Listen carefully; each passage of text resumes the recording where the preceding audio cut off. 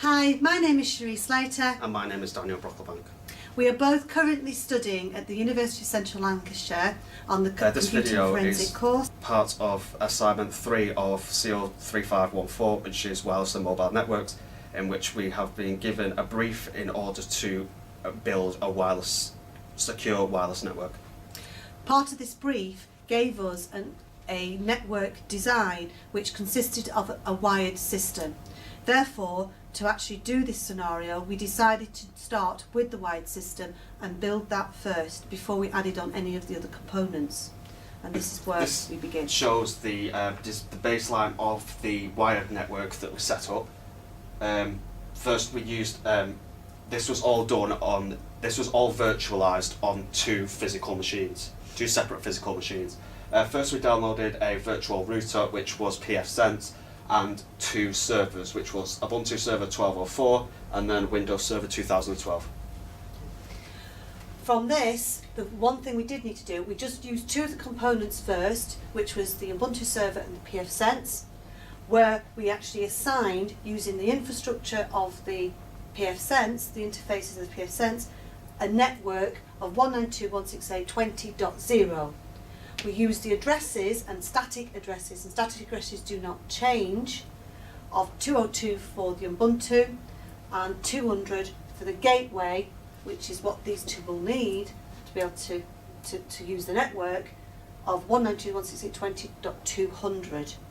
Once we'd worked these out, we then could the ping test function them. was used on each individual component to test that each component could reach one another. So, for example, this to ping was used to attempt to ping this. It will be pinged from there, go through the router and to this server. If that was a success, it means everything could ping and this side was completed. Yeah. One of the things we also had to make sure was that we could actually also get out to the WAN, because part of the scenario is that the wireless traffic, that once we did connect the wireless traffic, could actually go through the router, connect, and then go out to the wireless. So to make sure this worked, we decided the wired needed to be tested first to make sure that could get out. This was done by using the second interface that was on the pfSense router, which was by default the WAN interface, which would take a person to the internet.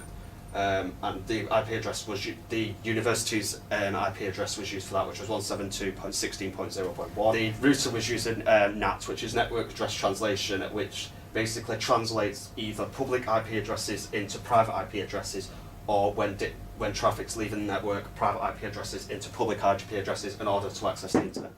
Yeah.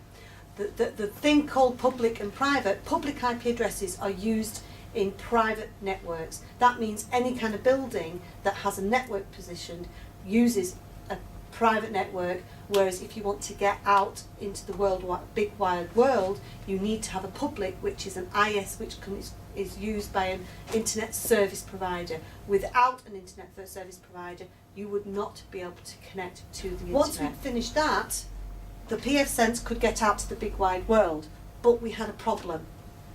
The Ubuntu couldn't move. At this time, the Windows server hadn't been connected. So we figured out that what our problem was is that it needed a DNS server. So once we'd connected this and actually put it into the proper configuration file, we then could actually get out.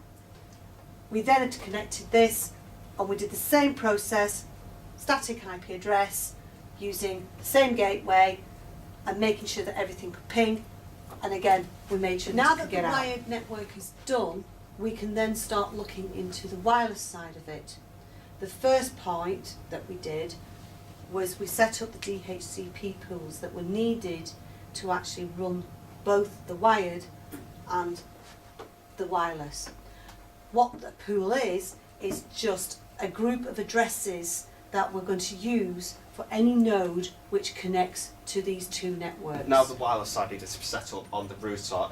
An optional interface was added in on pfSense, which will be used for the wireless. This new gateway had the address of 192.168.21.205, which was on a different network to the wired side, as the wired addresses were on a 20.0 network and all wireless stuff would be on a 21.0 network. Connected to that port was an access point, which had the address of 192.168.21.206. Okay. Once we'd established that, the first thing we did was make sure again that we could ping. And the way we did that was to make sure that the router could ping to every direction again, so that we hadn't upset anything. We also checked that we could ping to these two, and we tried and made sure that we could actually ping to an Active Directory is used as like it's a layering system for security. It's the one where the radius server will go and authenticate the user who is joining the system. So within the Active Directory, a group was made for the wireless to join. And within that group was a client that would be used with a username and password, which a wireless bring your own device that's connecting to the access point would need to know that was in the Active Directory, which the radius server would use, which we'll talk about. Yeah, we'll talk about radius server, yeah. So Rip. once we'd actually sorted that out, we then attached the radius server.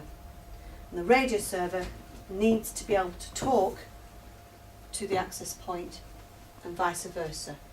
So the process of how this was when we tested client authentication into the wireless network, and the process of that was a bring your own device will connect to the access point.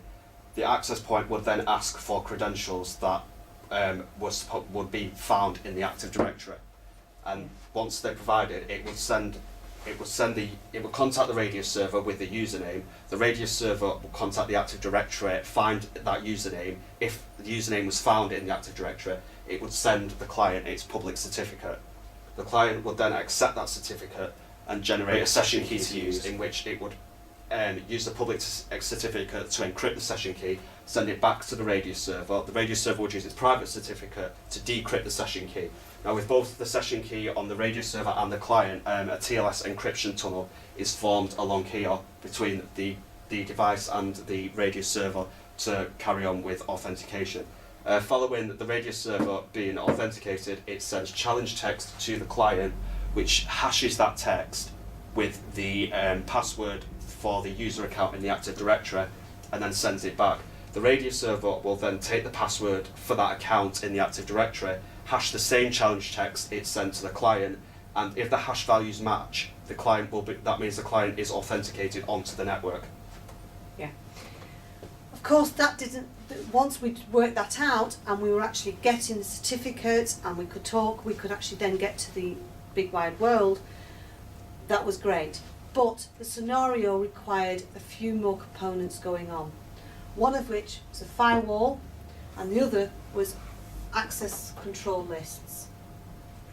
The access control lists were not an easy thing to do. They were quite complicated, as you could end up stopping all traffic completely. So we had to be careful. What we used to do this was a little known program called SquidGuard.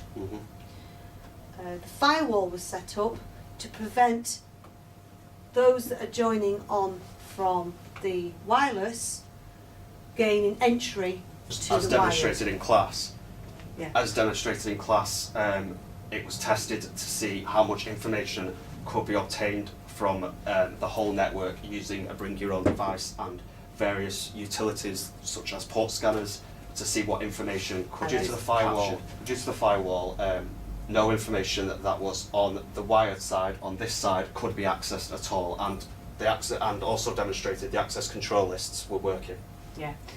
The one thing she couldn't do is that we had to demonstrate that she couldn't use Facebook, and then she could use Facebook, so that she knew we'd actually set up the policies ourselves. One of the things we had to do was build it with VLANs, so that we could separate the wired system from the wireless system.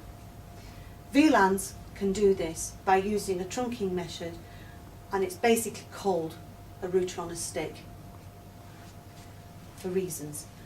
What we had to do then was include where this firewall was an actual switch. The problem with this is that we then had to update all the security. So we had to change a lot of the problems is that once we added in a layer 3, we ended up having to change all the IP addresses because we ended up having to add a few more.